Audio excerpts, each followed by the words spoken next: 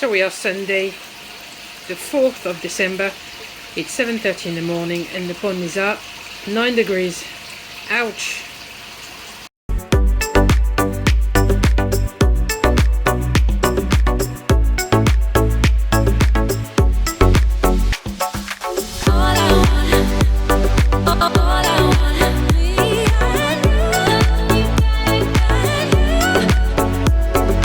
So I'm sure that our friends from Canada are probably laughing at us. But for us, for me especially, 9 degrees is the lowest my pond went down to last year. So that indicates to me that this winter is going to be much harsher than last year. So I've made a few modifications. I have capped off the pipes that goes through the plants, so this is now off. I am keeping my shower on, and I was thinking about cutting off the protein skimmer, but the protein skimmer is still producing foam, so skim it. So I'm not going to cut the protein skimmer just now. We'll keep it for another 2 weeks and then see where we are. I've put the carnivorous plant indoors so they can be protected during the winter. Those are still doing very well, and I haven't had any black fly larvae in my filters at all this year, so those have done the trick, as I've said in my previous videos. The air is always on, and that's never going to change. I leave my air on all year round.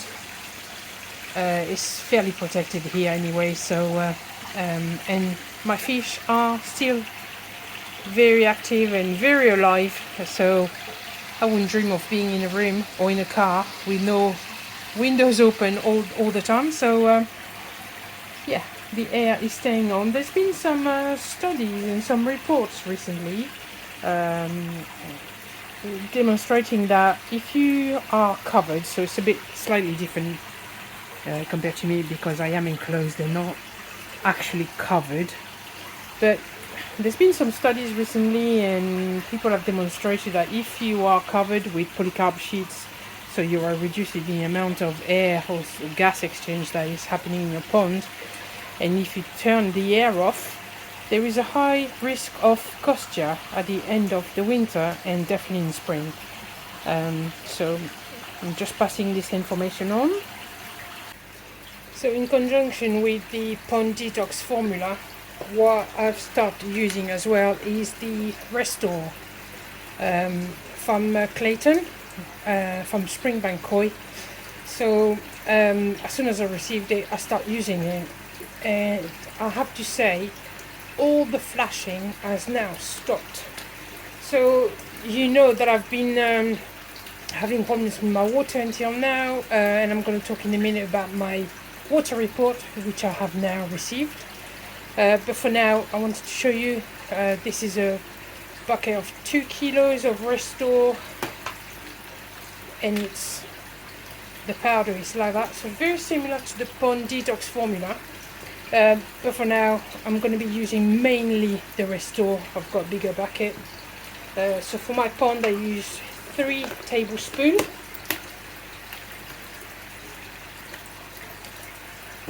Life shelf is 4 years, so I've already mixed some of this powder, the Restore, in my bottle, which I'm just going to put in my pond now that I've done all the filter clean, and I'm topping up the pond.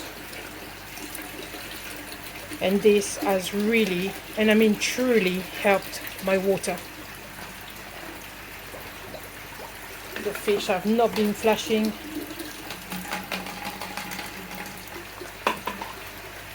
At all since I've been using this pond detox. So it slightly clouds the water, as you can see, but I mean really slightly, nothing like clay. So here we go. You probably have seen the Kurosawa Chagoy over there flashing. He's the one who will flash along with the Kujaku. But that's pretty normal for him. The minute I put something, he flashes. There you go. Anything, you put anything in a pond and it flashes. You put a different food, it flashes. You put a different clay, it flashes. You change water without anything in the water and it flashes. He's very, very sensitive. Yeah, so I'm not too worried about that. But apart from that, other than when I first put the Pond Detox or the Restore, none of them have been flashing, which is a massive improvement because it has been horrendous all summer, despite having no parasites, as you know. There you go, flash again, and that will calm down. In 10 minutes, it will calm down. So given the result, there was nothing really drastic with my tap water for human consumption. They did say that the aluminium and the zinc, nitrate as well, but that's a bit less important, but the aluminium and the zinc were slightly high. Now, in terms of human consumption, this is acceptable, but I wasn't sure what it meant in terms of fish. So I sent my water report to one of a guy that I know who's a water chemistry professor, and also related to koi and other fish.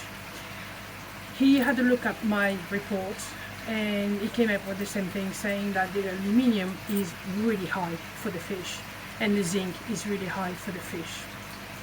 So he also asked for me to give him the reports that I had done last time, which were not like a tap water report like I've had this time, but more like a general report.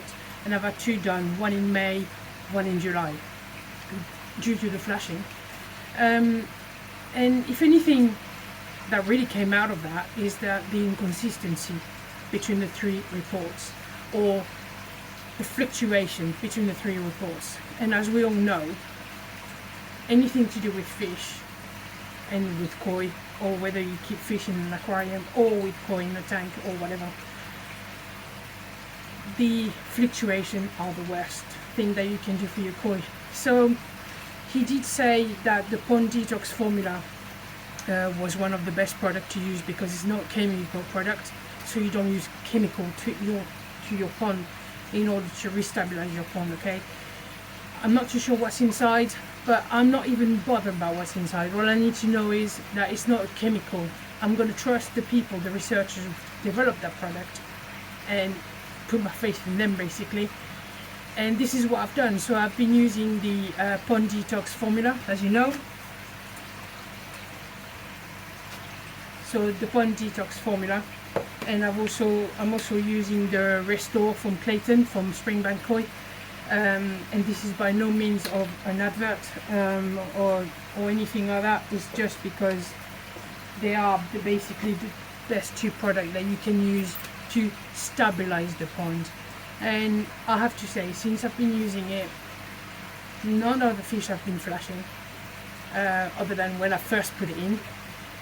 But apart from that, it seems like it's something I'm going to have to do on a weekly basis, or every time I change water. So all in all, I don't want to go down to the hour over it, which we all know it probably would be the best for me, but I don't want to go to that extent, and I know definitely can't afford it anyway. So those are the two products that I've been using to stabilize my water. So many times you have heard people saying my fish are flashing but I've got no parasites. Well, maybe it's because of that, maybe it's because of the inconsistency or the fluctuation in the tap water. So it's worth looking into it. This is something, as I said, I'll be definitely using maybe forever on a weekly basis, and it's fun. So what I buy is those bags of 400 grams. They're just seafood mix. You've got prawns, you've got calamari, and you've got mussels. They're all cooked already. I defrost them, and then once they are defrosted, what I do is I cut them in tiny little bits like this. Okay.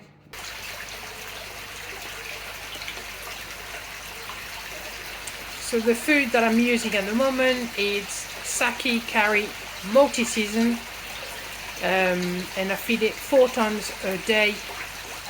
and I'm going to talk about this in a minute. And also once a day I put either sinking food from ProBites, or I use the mussels and the prawns and all that, as I've just shown you.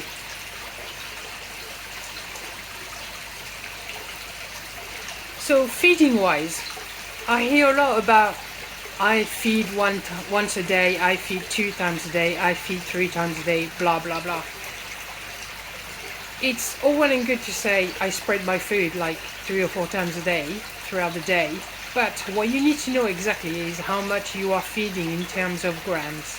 Okay, I could be feeding once a day but chucking a kilo of food, or I could be feeding 4 times a day but only putting in the pond 80 grams in total. Okay, so that's a massive difference. So when people ask you, when you talk about how many times you feed your fish, or how much do you feed your fish, please don't say once or 3 times or 4 times a day. Try to come up with some good information regarding the grams that you are feeding and all that, and it's good for you as well to know how much you are putting in your pond, how much food you're giving to your fish. Whether it's for the summer, whether it's for the winter, that doesn't matter. It's good to spread the food throughout the day, but you need to know how much you are feeding in terms of grams. You can see the Hajiro is now eating properly. He has put the weight back on. He's healing nicely. He's not red anymore. He's doing immensely well. I am so happy.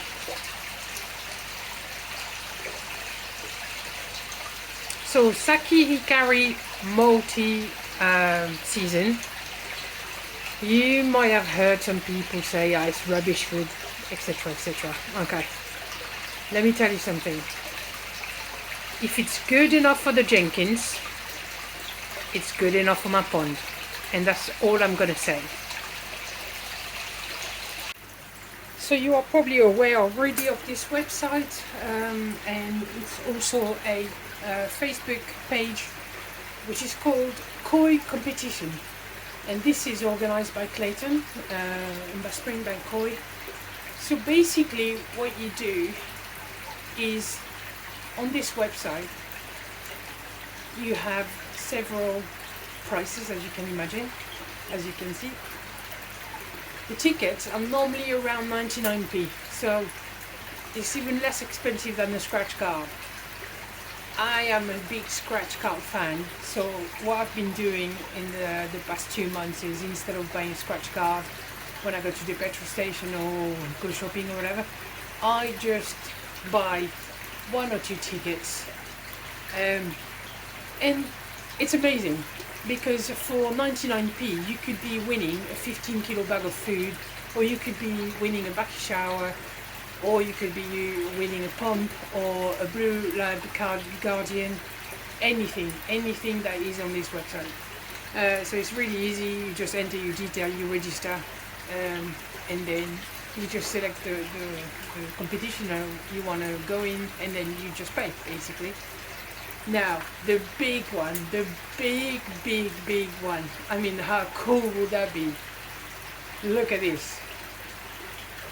Clayton is, for this small amount of money, this is how much the ticket cost, you could be winning, or we could be winning, because I've entered, we could be winning a trip to Japan with Clayton, fully paid, and with £1,000 cash money, basically. So that's a little, almost like a little deposit for a nice koi over there, isn't it? But I mean, look at this. This is amazing. So honestly, if you are a scratch card fan, or if you play the lottery or whatever, and you do keep koi, maybe forget about your lottery ticket and enter this competition. It is amazing. One of our friends from Koi Zone, Katrina, has won the 50 kilo bag of food. I mean, crazy, for 99p. Amazing. So there you go, guys. This is the website, Koi Competitions. You also have the Facebook page there, and Clayton does the draw live.